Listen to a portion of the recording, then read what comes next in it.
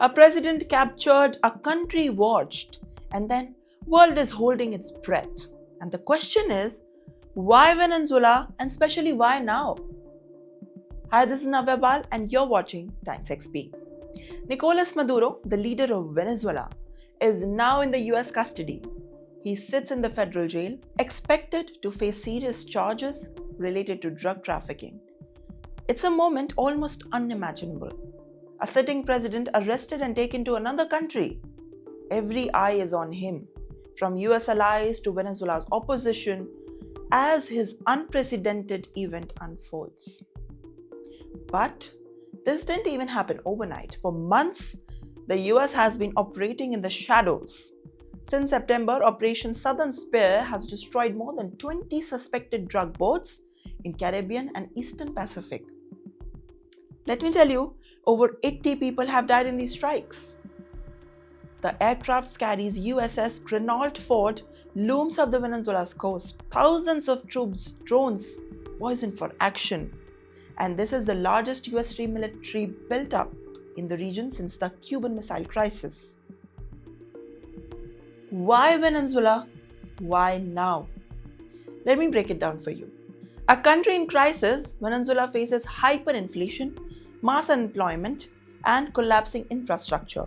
Millions have fled, and the government is aligned itself with the countries like Cuba, Russia, Iran, opposing the US influence. Then comes the drug trafficking. Drug trafficking allegations.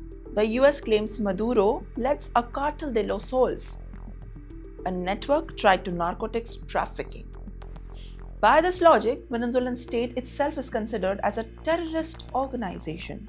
It's a big claim. Oil and strategic interests. Venezuela has one of the world's largest oil reserves, controls over its energy, resources, and would have a major global impact. Geopolitical signaling is also involved.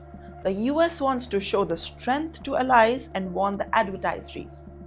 Every airstrike, raid, operation is as much of a message that its action is heavy. But here's the twist. An Iraq-style invasion is unlikely. Instead, this is a precise, high-tech and cinematic warfare. Airstrikes, special operations and covert CIA action. The major goal is to destabilize Maduro's power, pressure him to step down, and to secure Venezuela's key resources like oil. Imagine it. Fighter jets streaking across the skies, helicopters descending near the coastal towns, and Maduro inside a fortified compound, and the world closely watches. Citizens took it to cheering, some hiding, fearing for what comes next.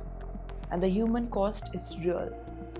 Strikes on the drug labs, airstrikes, boats, kill civilians, and refugees fall over the worsened streets filled with fleeing families and uncertainty, while it grips the Caracas. And analyzed on the other hand, warn a power vacuum that could follow if Maduro falls.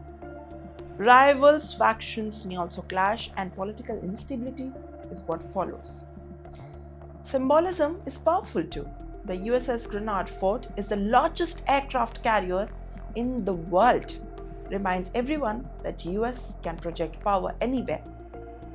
And the history warns how much of the influence reacts with the instability. This is the question of the hour. What does the US will gain after capturing Maduro and taking over the Venezuela?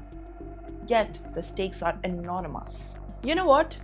Weakening a hostile regime, disrupting the drug networks, and securing energy resources, and sending a clear warning to the global powers is not what all it has. Yet the stakes are enormous, as I said. Legal and ethical lines are blurred, sovereignty is challenged, and every action risks wider conflict. As the sun sets over the Caracas, the world watches. Will the US reshape Venezuela? Or will it ignite a crisis spreads beyond the borders? Tell us what you think.